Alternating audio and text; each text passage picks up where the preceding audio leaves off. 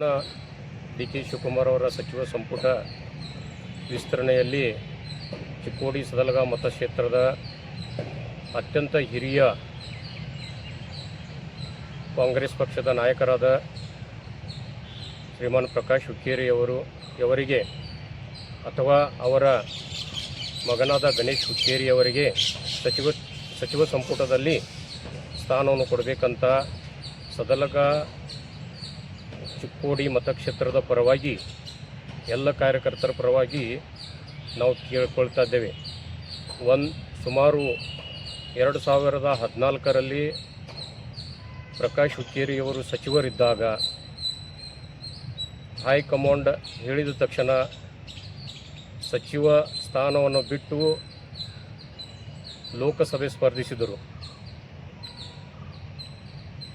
ಮತ್ತು ಲೋಕಸಭೆಯಲ್ಲಿ ಅವರು ವಿಜೇತರಾದರು. ಅಲ್ಲಿಂದ ಇಲ್ಲಿವರೆಗೂ ಕೂಡ ಅವರು ಒಂದು ಪಕ್ಷ ನಿಷ್ಠೆಯಿಂದ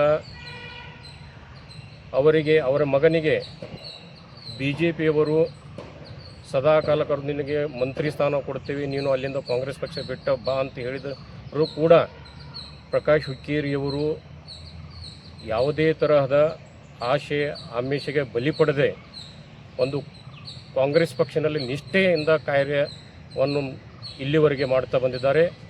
ಅವರಿಗೆ ಅಥವಾ ಅವರ ಮಗನಿಗೆ ಸಚಿವ ಸಂಪುಟದಲ್ಲಿ ಸ್ಥಾನಮಾನ ಕೊಡಬೇಕು. ಕೊಡದೇ ಇದ್ದಲ್ಲಿ ಸದಲಗ ಮತಕ್ಷೇತ್ರದ ಎಲ್ಲ ಕಾರ್ಯಕರ್ತರು ನಾವು ಹೋರಾಟವನ್ನು ಮಾಡ್ತೀವಿ ಅಂತ ಈ ಮುಖಾಂತರ ಎಚ್ಚರಿಕೆ ಕೊಡುತ್ತೇವೆ.